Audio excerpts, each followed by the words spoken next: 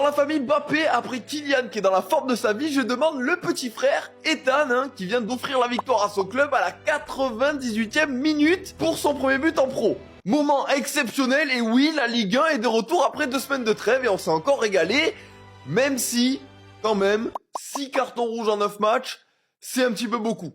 Surtout quand vous allez voir la gueule des rouges, ça fait un petit peu peur. Mais ça, on va en reparler plus tard. Bienvenue dans le 4e Planète Ligue 1 de la saison. On commence comme d'habitude par ce qui est chaud avec l'affiche du dimanche soir entre Rennes et Lyon. Les Lyonnais qui ont démarré la saison super fort, ils ont toujours pas pris de but. Et cette série, elle aurait pu continuer si Tyler Morton n'avait pas fait un tacle lunaire. Il était à 8 mètres de la balle, il a taclé comme un petit rageux. Résultat, carton rouge et en 15 minutes, le match a tourné. Kader Meïté, 17 ans, entre en jeu, provoque le rouge, fait une passe décisive, marque 2 buts et il est même pas homme du match. Alors que la victoire, excusez-moi, mais elle est quand même pour lui. C'est Maitland-Niles qui a été élu homme du match. Ok.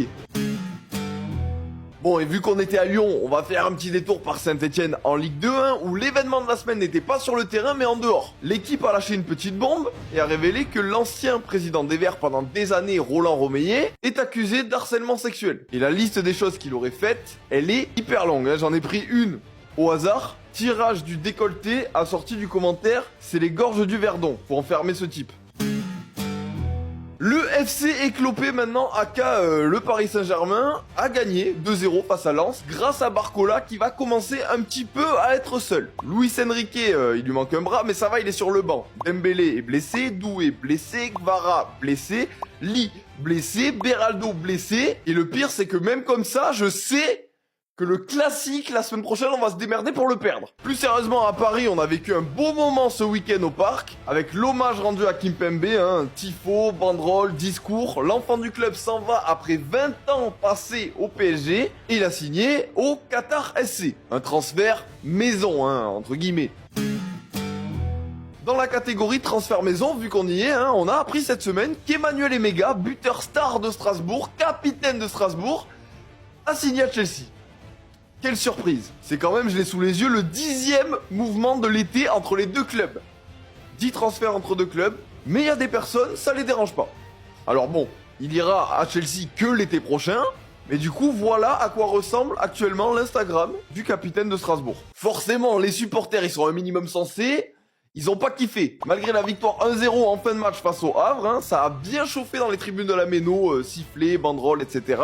Après, tranquille, parce que Emega a trouvé un défenseur, une personne qui le comprend et qui l'a défendu, Pierre Ménez.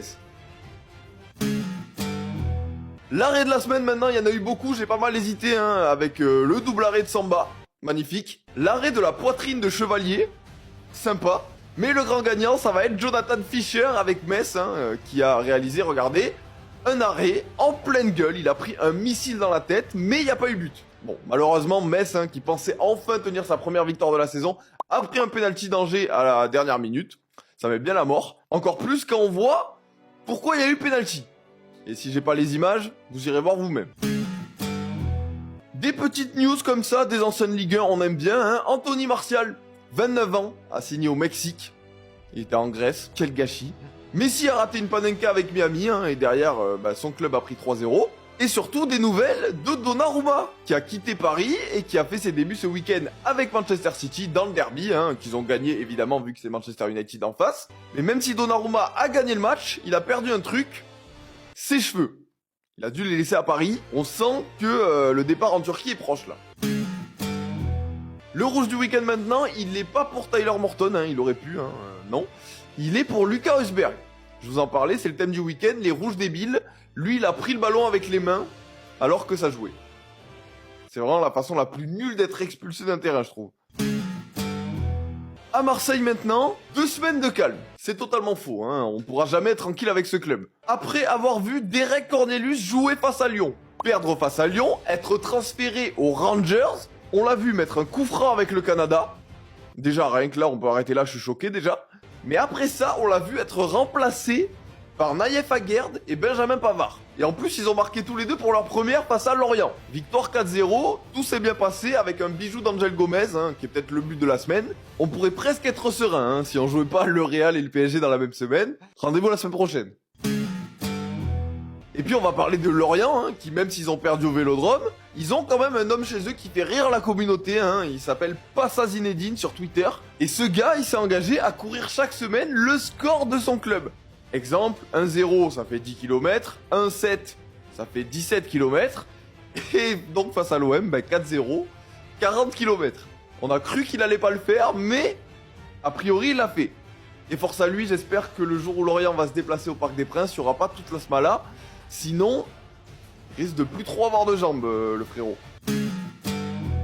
Voilà pour ce gros week-end de Ligue 1, on se laisse avec cette magnifique banderole aperçue du côté de Brest pour le retour de l'Esmelou avec le maillot du Paris FC qui a quand même gagné le match. Voilà, c'est tout pour moi, vive la Ligue 1 et à la semaine prochaine.